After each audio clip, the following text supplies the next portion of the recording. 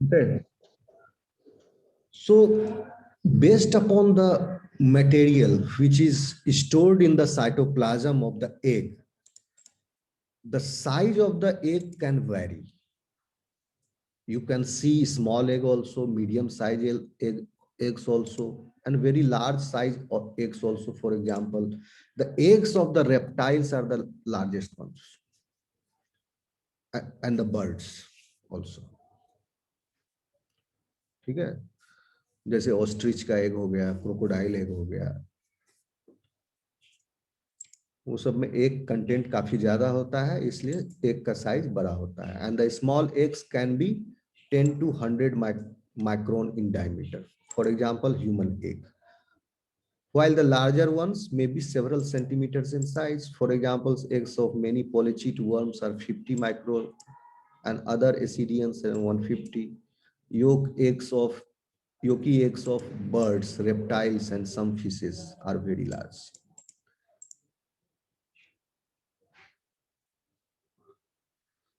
So what are the functions of eggs? One of the function is it supplies one complete haploid set of chromosome. And second, it supplies all the cytoplasmic requirements for the zygotic cell. It supplies the cytoplasm. सिर्फ nucleus से काम नहीं चलेगा ना, sperm तो सिर्फ nucleus दिया है, तो ये इसको साइटोप्लाज्म जो चाहिए वो आएगा कहाँ से? एग से आएगा. तो साइटोप्लाज्म एग देता है, आधा न्यूक्लियस भी दिया, साइटोप्लाज्म भी दिया. प्लस वैसे एनिमल्स जो ओविपेरस हैं, एग लेइंग है,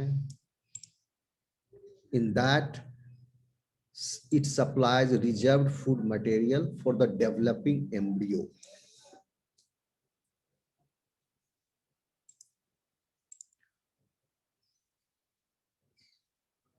So ये सारे काम करने के लिए, इनको ये तीनों फंक्शन करने के लिए एग सेल इज एनलार्ज्ड. क्यों एनलार्ज हुआ? क्योंकि ऊगोनिया जो है, साइज कंपैरिजन करेंगे किससे? हम ऊगोनिया से, कि कितना वो एनलार्ज हुआ. ये सोमैटिक सेल के बराबर है ऊगोनिया. यहाँ के बाद ऊगोनिया से लेकर के यहाँ ओवम बनने तक, यहाँ से लेके यहाँ तक ओवम बनने तक इसका साइज कितना एनलार्ज हुआ, क्योंकि इसी के बीच में वो ग्रोथ फेज में गया. And in this growth phase there is the addition of materials in the nucleus as well as addition of materials in the cytoplasm.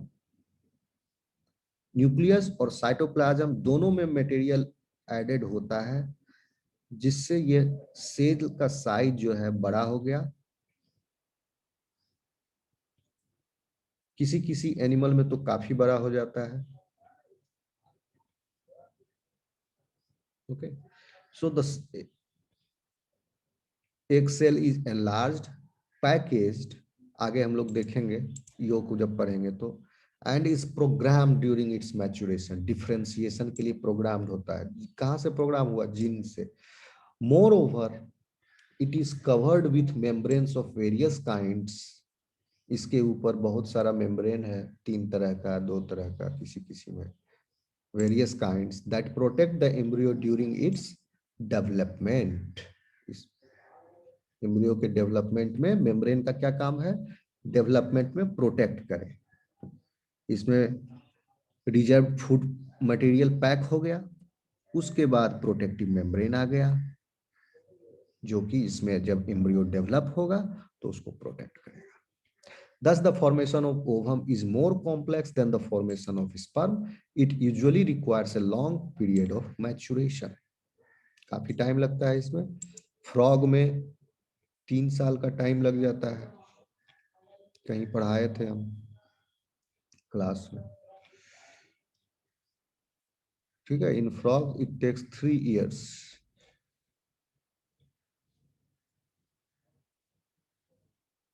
आगे है. ओके,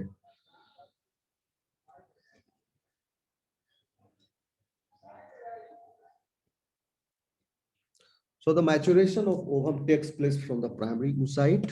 मोटा मोटी जान लो यहां से, प्राइमरी oocyte से maturation of the ovum takes place. यहां से maturation शुरू होता है प्राइमरी oocyte से. उसके पहले मल्टीप्लीकेशन फेज होता है.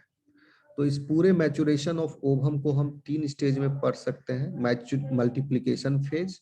मल्टीप्लीकेशन फेज में जर्मिनल इपिथेलियम से some of the germ cells start dividing, and from those germ cells when they stop dividing, when those germ cells stop dividing and they enters the growth phase.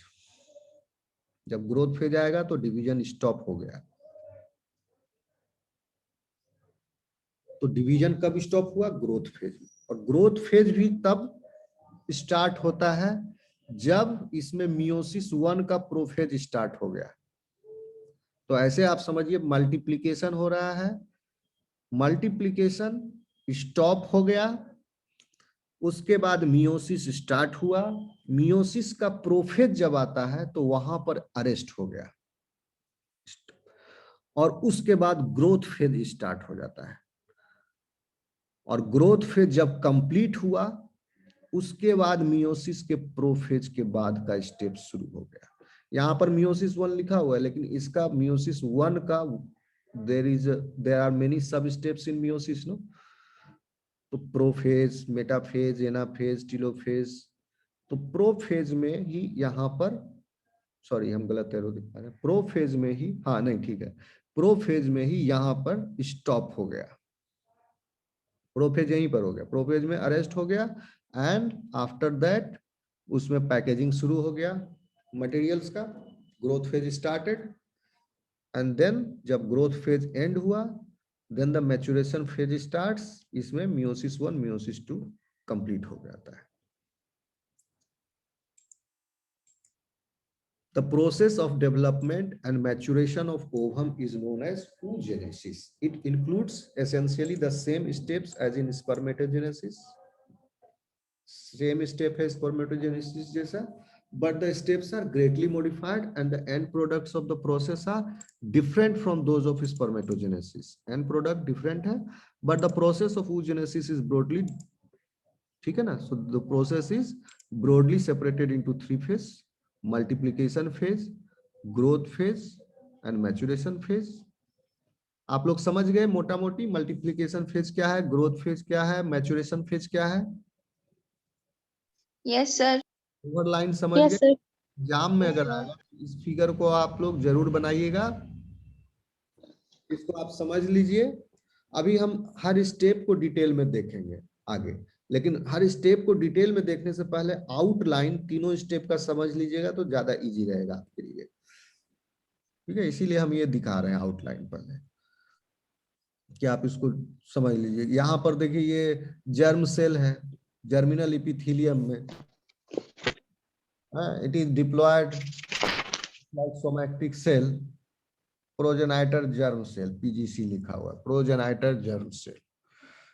उसमें mitotic division हुआ multiplication phase में. Multiplication phase में जो division हो रहा है वो mitotic division हो रहा है. आप लोग वहां मियोसिस मत करना, मियोसिस हो जाएगा तो हैप्लॉइड हो जाएगा ना.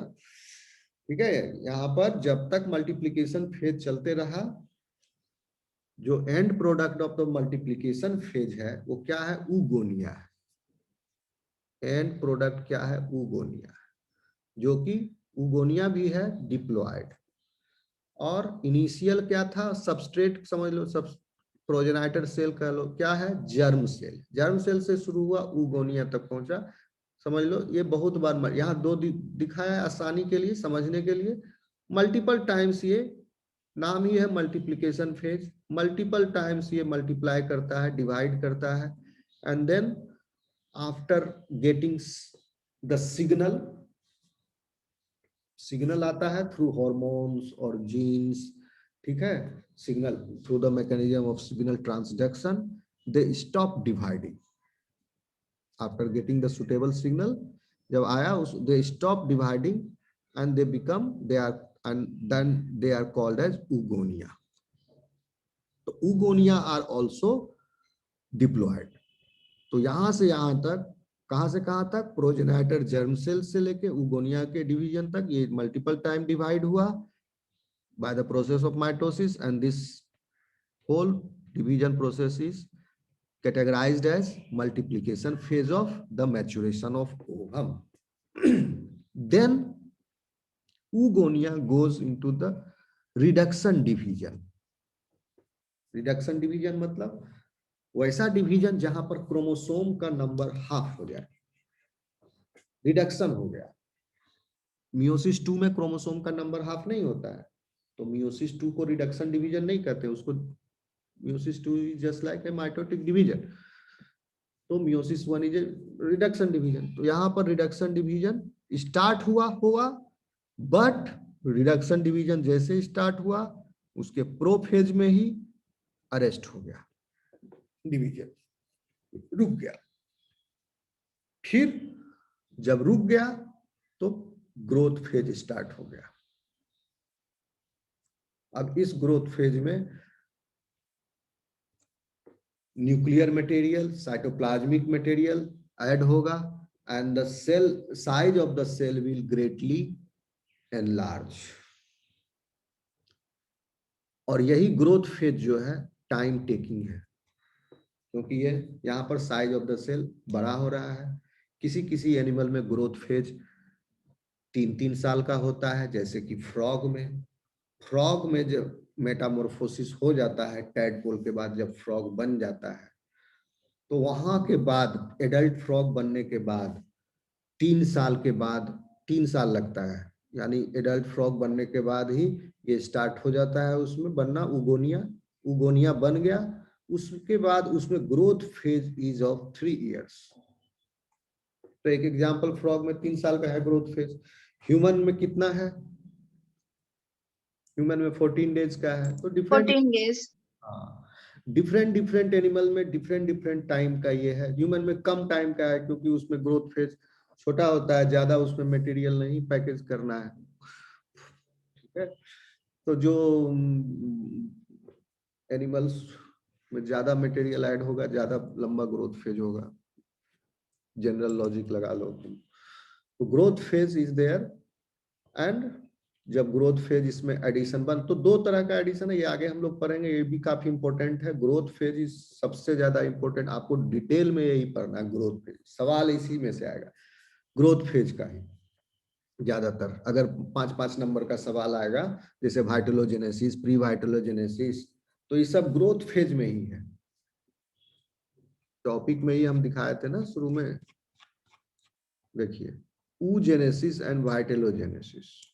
ओवेरियन फॉलिकल का ग्रोथ हो रहा है, फॉलिकल के अंदर एग है, उसका डिफरेंशिएशन हो रहा है।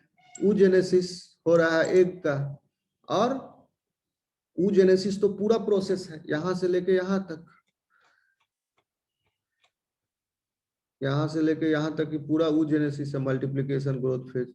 वाइटोलोजेनेसिस जो था वो ग्रोथ फेज में जब योक मटेरियल ऐड होता है उसको बोलते हैं वाइटोलोजेनेसिस, और जब योक मटेरियल नहीं ऐड हुआ तो उसको हम बोलते हैं प्री वाइटोलोजेनेसिस।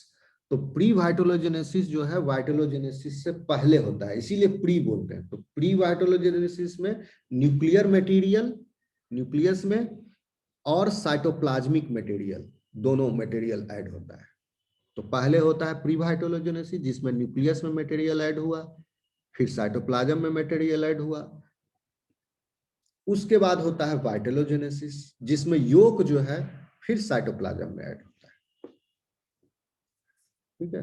तो साइटोप्लाज्म में जो ऐड हुआ योक, उसको अलग से वाइटोलोजेनेसिस में पढ़ते हैं, क्योंकि वाइटोलोजेनेसिस के बेसिस पर एग्स का डिफरेंट टाइप हो जाता है। आप लोग पढ़े होंगे पिछले क्लासेस में, एलिसिथल, टिलोलेसिथल, मिसोलिसिथल, ये सब। फिर उसके बाद जब सारा एडिशन कंप्लीट हो गया, वाइटोलोजेनेसिस हो गया, तब मैचुरेशन फेज स्टार्ट हुआ प्रोफेज के बाद, और फाइनल प्रोडक्ट जो है ओवम हमको प्राप्त हुआ। अब आगे हम लोग देखते हैं डिटेल में, हर एक स्टेप को देखेंगे थोड़ा डिटेल में। मल्टीप्लिकेशन स्टेप बहुत ही, अभी जो हम बताए वही है। 3 लाइन का है। प्राइमरी oocyte तक बनने की प्रक्रिया। During multiplication phase the cells of germinal epithelium divide and detach to produce oogonia. These undergo repeated mitotic divisions and the final products are known as primary oocyte. These are diploid cells containing the same number of chromosomes as in the parent somatic cells. The primary oocyte cease to divide and enter the growth phase. ये figure में जो है आप समझो कि multiplication phase का and product जो है प्राइमरी oocyte है। ठीक है, oogonia जो यहाँ लिखा हुआ है ये प्राइमरी oocyte है। इसी को प्राइमरी oocyte समझ लो। ये सब oogonia है, बीच वाला ये oogonia हो गया। थोड़ा सा लेवल को करेक्ट कर लेना, इसको oogonia बना लेना, ये प्राइमरी oocyte समझ लेना। तो यहाँ ये and product is primary oocyte। Primary oocyte में जब वो फिर ग्रोथ फेज में जाता है प्राइमरी oocyte। मेरी आवाज आ रही है आप लोगों तक? Yes, sir. Yes, sir. Yes, sir. जो बोले समझे ना, primary oocyte is the end product of multiplication division, Multiplication phase. Multiplication phase, sorry. ठीक है, थैंक्स फॉर करेक्टिंग। और प्राइमरी oocyte वहां पर सीज कर गया डिवीजन और ग्रोथ फेज में एंटर हो गया। अब सबसे बड़ा जो है इसका लंबा ग्रोथ फेज है, जो कि ज्यादा डिटेल में होगा। आपको फिगर में दिख रहा होगा कि ये तो छोटा है बट यही बड़ा है Yes. ना। अब ग्रोथ फेज में आप चलते हैं, बहुत लंबा है ग्रोथ फेज, है ना। इसी में आपको ऊपर से हम दिखा देते हैं, इसी में आपको आएगा प्री वाइटोलोजेनेसिस। प्री वाइटोलोजेनेसिस में क्या होता है, पहले न्यूक्लियस में मटेरियल ऐड हुआ, पहले नहीं मतलब 2 तरह का एडिशन होता है इसमें, साथ ही साथ दोनों चलते रहते हैं, nuclear addition and cytoplasmic addition.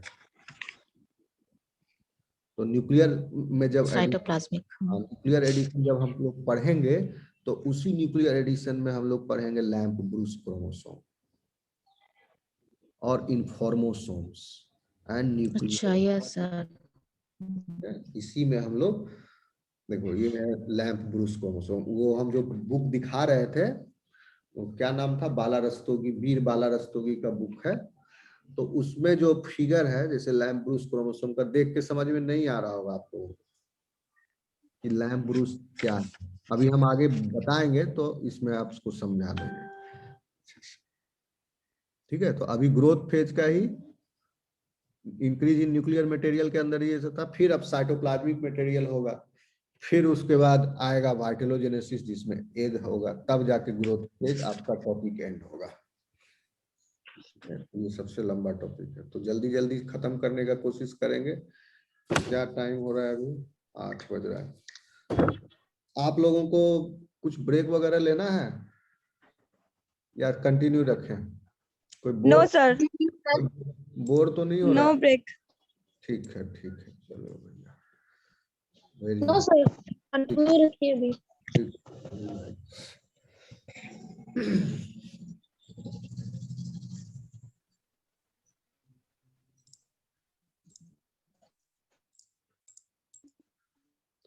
तो आप लोग जान रहे हैं कि एक साइटोप्लाज्म में बहुत सारा फूड सब्सटेंस जो है का स्टफिंग होगा, नीडेड ड्यूरिंग द डेवलपमेंट। क्यों होगा स्टफिंग? क्योंकि एम्ब्रियो के डेवलपमेंट के लिए इसकी जरूरत है। तो इसी वजह से ग्रोथ फेज और accumulation phase is very long and elaborate. That is why, क्योंकि फूड सब्सटेंस उसमें पैकिंग हो रहा है, so this phase is very long and elaborate. The differentiation of egg takes place simultaneously with the growth rather than after the maturation as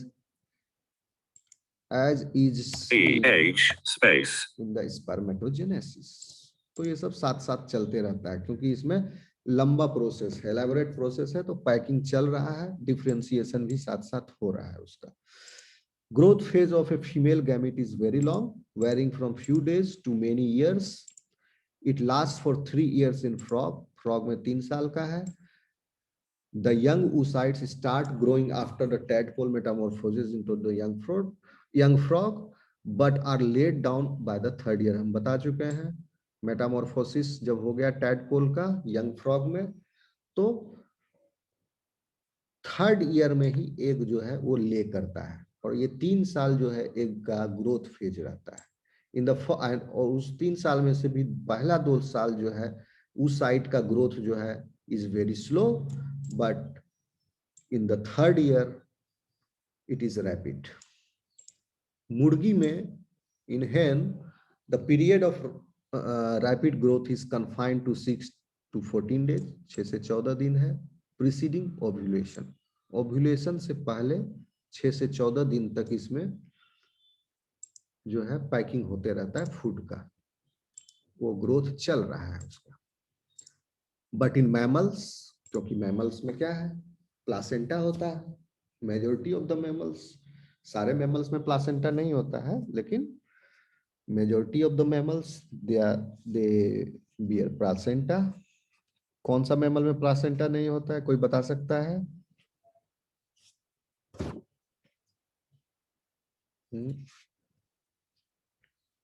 Prototheria, Metatheria, ये सब सुने होंगे.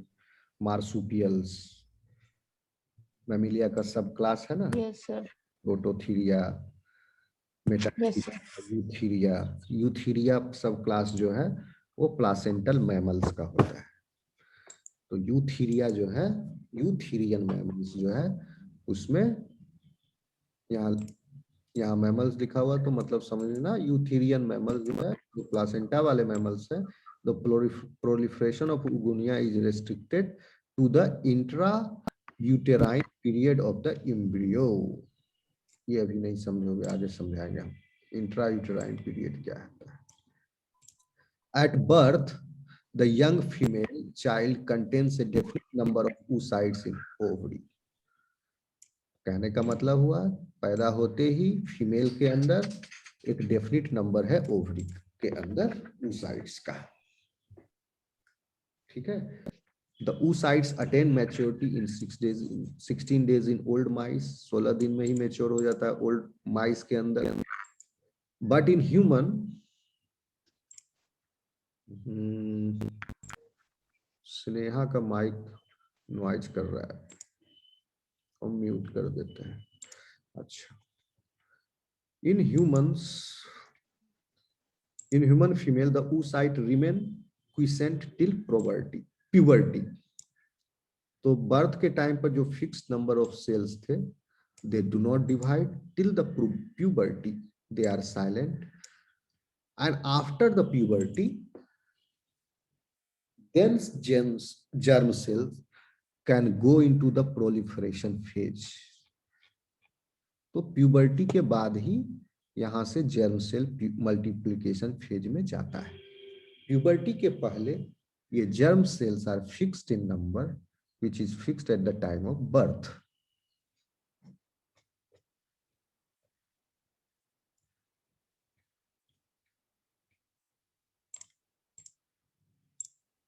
After that, puberty के बाद, प्यूबर्टी एज के बाद, one ovum matures in each menstruation cycle and takes about 14 days for growth and maturation. तो इसका 14 दिन का ग्रोथ का टाइम है, तो इतना ये लेता है. The increase in the size of ovum during the growth is quite considerable. In man, the oocytes increase from 0.02 millimeter to 0.14 millimeter. So you can calculate it is around 7 times it increases. कहाँ से कहाँ तक में oocyte increase हुआ, size में, growth phase में 7 गुना बढ़ गया. तो ग्रोथ फेज में बढ़ा तो कहाँ से बढ़ गया, यहाँ से बढ़ गया, यहाँ से लेके यहाँ तक में कितना साइज बढ़ा, यहाँ से यहाँ तक में 7 गुना बढ़ गया. तो वो 7 गुना इसलिए बढ़ा क्योंकि 6 गुना एक्स्ट्रा मटेरियल जो आया वो सब nucleotide, nuclear addition, cytoplasmic addition और योग का. ह्यूमन में तो नहीं होता है, ठीक है. तो साइटोप्लाज्मिक और न्यूक्लियर एडिशन जो हुआ वही 7 टाइम्स उसका साइज को इंक्रीज कर दिया। In birds the increase in size is tremendous. तो ह्यूमन में तो 7 ही गुना बढ़ता है, लेकिन बर्ड्स में बहुत ज्यादा बढ़ गया जाता है। द ट्रिमेंडस इंक्रीज इन, क्योंकि क्यों बहुत ज्यादा बढ़ गया? क्योंकि उगोनिया का साइज तो माइक्रोस्कोपिक है ना, और एग अब आपको दिखने लग जाता है, हाथ में आ जाता है बर्ड्स का अंडा। तो size increase is tremendous. This tremendous increase in size is largely due to the deposition of food reserve in the form of yolk. तो यह जो है yolk मटेरियल के ही जमा होने से इतना साइज बढ़ जाता है। अब आप एक चीज यहाँ अंदाज लगा सकते हैं कि ह्यूमन के केस में जहां पर yolk मटेरियल एकदम लिटिल है, एकदम लिटिल, नेग्लिजिबल, तो वहां पर जो एडिशन है सिर्फ न्यूक्लियस का मटेरियल का और साइटोप्लाज्मिक मटेरियल का एडिशन है, जिसकी वजह से 7 टाइम्स उसका साइज बढ़ा। लेकिन बर्ड्स एंड रेप्टाइल्स में न्यूक्लियस का एडिशन, साइटोप्लाज्मिक एडिशन प्लस योक, तो वहां पर साइज है ट्रिमेंडस। तो बेसल लेवल आप ले लो, ये 7 है, यानी without addition of yolk 7 times जो है ये एग का साइज बढ़ जाता है। अब उसके बाद 2000 गुना हो गया, 50,000 गुना हो गया, वो सब जो tremendous increase in size is because of the yolk material. ठीक है, cytoplasmic addition and nuclear addition is only contributing this much. Okay, the growth of oocyte involves increase of nuclear and cytoplasmic substances. हम बार बार बोल रहे हैं कि oocyte का growth किस वजह से हो रहा है? Nuclear substance and cytoplasmic substance के एडिशन से, plus accumulation of food reserve. क्योंकि न्यूक्लियर और साइटोप्लाज्मिक सब्सटेंस जो ऐड हो रहा है वह उसका फूड रिजर्व नहीं है, वह उसके एनर्जी के लिए नहीं है। ठीक है, क्योंकि जो ये सारे सब्सटेंस जो ऐड हो रहे हैं उसमें आपका डीएनए है, आरएनए है, प्रोटीन है, एंजाइम्स है, जो कि उसके replication machinery, transcription machinery, translation machinery, ये सब के एंजाइम्स, फैक्टर सब जो लग रहे हैं वो सब मटेरियल है। ठीक है, ये सब है, लेकिन ये सब मशीनरी को काम करने के लिए भी एनर्जी चाहिए, फूड चाहिए, तो वो उसका सप्लाई अलग से है। तो मशीनरी है, this is the whole machinery, plus the food supply और the fuel of that machinery. The fuel of that machinery is yolk. यही योक है जिसको फूड रिजर्व कहते हैं। फूड रिजर्व मतलब योक। So growth of the oocyte is involving these two things. In human case 7 times जो increase हुआ वो सिर्फ ये दोनों की वजह से इंक्रीज हुआ, ये दोनों की वजह से।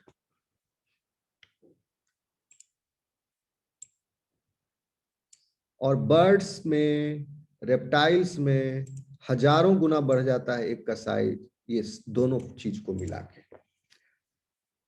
The events occurring during growth phase are separated into 2 periods. तो ये फर्स्ट वाला जो ऐड हो रहा होता है तो उसको बोलते हैं previtellogenesis, the period of synthesis of nuclear material inside and cytoplasm, nuclear material in cytoplasm, ठीक है लिखा हुआ, and vitellogenesis the period of synthesis of yolk. So now previtellogenesis अब हम लोग पढ़ते हैं। The period of pre-vitalogenesis is characterized by the tremendous increase of the nuclear and cytoplasmic contents with no addition of yolk. Pre-vitalogenesis में CHPC दोनों का होता है और vitalogenesis से पहले होता है। The major events that occur during this period are increase in nuclear materials. During growth phase, the nucleus of oocyte increases considerably by number 1, increase of nucleic acids, and number 2, ध्यान दीजिएगा, the production of a large number of nuclear sap, large amount of nuclear sap. Growth phase के दौरान जब pre वाइटोलोजेनेसिस हो रहा होता है तो न्यूक्लियस का साइज बढ़ता है। ठीक है, तो न्यूक्लियस का साइज बढ़ता है किसके द्वारा? न्यूक्लिक एसिड का उसमें अमाउंट बढ़ता है। एक तो न्यूक्लिक एसिड का अमाउंट बढ़ा, प्लस न्यूक्लियर सैप, यानी उस न्यूक्लियस के अंदर जो न्यूक्लिक एसिड के अलावा जो जो चीज था वो भी बढ़ा।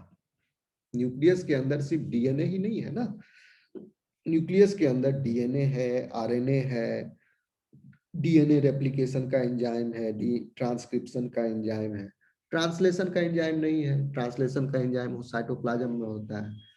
तो न्यूक्लियस में रेप्लिकेशन मशीनरी है, ट्रांसक्रिप्शनल मशीनरी है, ठीक है। प्लस न्यूक्लियस में राइबोसोमल आरएनए का सिंथेसिस होते रहता है काफी ज्यादा मात्रा में।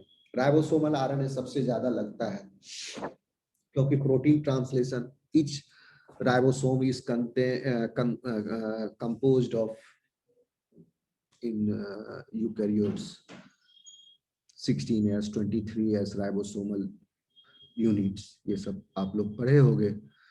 तो वो सब राइबोसोमल यूनिट, और हजारों हजार लाख मतलब बहुत सारे नंबर होते हैं राइबोसोम्स के, तो बहुत सारा राइबोसोमल यूनिट लगेगा, तो बहुत सारा राइबोसोमल आरएनए का सिंथेसिस चलते रहता है। किसी भी सेल से अगर पूरा टोटल आरएनए आप अगर आइसोलेट करोगे तो सबसे ज्यादा आपको राइबोसोमल आरएनए मिलेगा उसमें, आप उसके बाद ट्रांसफर आरएनए मिलेगा। मैसेंजर आरएनए सबसे कम रहता है क्योंकि मैसेंजर आरएनए शॉर्ट लिव्ड होता है, और जिस सेल का जिस समय जिस जीन का जब एक्सप्रेशन हो रहा होता है उसी जो जीन स्विच ऑन होता है उसी समय उसका मैसेंजर आरएनए बनता है। कॉन्स्टिट्यूशनली सब जीन एक्सप्रेस नहीं ऑन नहीं रहता है, ऑन होता है, कभी ऑफ होता है, किसी किसी टाइम पर टाइम से रेगुलेट होता है, ठीक है, उतना डिटेल में अभी नहीं जाएंगे। तो इस तरह से न्यूक्लियस का जो कंटेंट है वह न्यूक्लिक एसिड का कंटेंट है। तो न्यूक्लिक एसिड में क्या हो गया, डीएनए प्लस आरएनए। डीएनए तो है ही, न्यूक्लियस का क्रोमोसोम है तो डीएनए तो है ही, और आरएनए भी है, चूंकि राइबोसोमल आरएनए है उसमें काफी ट्रांसफर आरएनए है, और कुछ मैसेंजर आरएनए भी है जब जो जो जीन उसमें चल रहा है सिंथेसिस। और इस केस में चूंकि एग है का अभी न्यूक्लियर मटेरियल का एडिशन होने वाला है, कुछ देर में आपको लैम्ब्रूस क्रोमोसोम पर आएंगे जहां पर बहुत सारा जीन जो है एक्टिवली ट्रांसक्राइब हो रहा होता है एट ए वन टाइम। तो मैसेंजर आरएनए का भी अमाउंट काफी ज्यादा है इस समय। तो इस तरह से न्यूक्लिक एसिड का अमाउंट काफी ज्यादा है, plus the production of large amount of, plus उसके अलावा भी सिर्फ डीएनए और आरएनए नहीं, और उसके अलावा न्यूक्लियर सैप उसमें वाटर कंटेंट है, ठीक है, बहुत सारा उसमें सॉल्ट्स होगा, एंजाइम्स है, ट्रांसक्रिप्शन का, रेप्लिकेशन का, ये सब एंजाइम्स है, फैक्टर्स है, तो ये सब टोटल चीज जो है उसमें है सब जो है, और ये सब इंक्रीज होता है। So the size, large size nucleus bloated with fluid is called germinal vesicle. तो यही है, इस तरह से जैसे बैलून को आप फुलाते हो मुंह से तो क्या होता है, पिचका हुआ बैलून स्पेस कोल्ड फूल जाता है, उसको बोलते हैं ब्लोट कर गया। मुंह में फूकना लगाते हैं ओठ में और ऐसे फुलाते हैं तो फूल जाता है, तो उस एक्शन को ब्लोटिंग बोल, ब्लोट किया।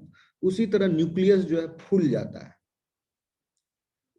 ठीक है, किसकी वजह से, ये जो पूरा सैप जो है न्यूक्लियर सैप का जो वॉल्यूम इंक्रीज हुआ, वो उस फ्लूइड को जो है हम जर्मिनल वेसिकल कहते हैं। Its chromosome becomes so much attenuated that their staining property is greatly diluted. समझ रहे हैं, क्रोमोसोम से एटीन्यूएटेड मतलब बहुत सारा, इस क्रोमोसोम से प्रोटीन जो है निकल जाता है।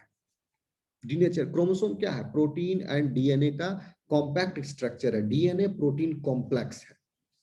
Many non-histone and histone proteins are bound together with the DNA molecule and they give rise to a stabilized structure. तो वह क्रोमोसोम है, लेकिन यहाँ पर क्रोमोसोम जो है इलोंगेटेड हो जाता है, खुल जाते हैं क्रोमोसोम, लूज हो जाते हैं, और प्रोटीन्स जो है उससे अलग हो जाता है, ताकि डीएनए फ्रैगमेंट्स जो डीएनए स्ट्रैंड्स जो है वो एक्सपोज हो, टेम्पलेट उसका एक्सपोज हो, ताकि उस पर ट्रांसक्रिप्शन फैक्टर आके बैठ सके, उसका प्रमोटर रीजन, टाटा बॉक्स, बाटा बॉक्स, गाटा बॉक्स जो सब पढ़े हो तुम लोग, वो सबको पढ़ सके,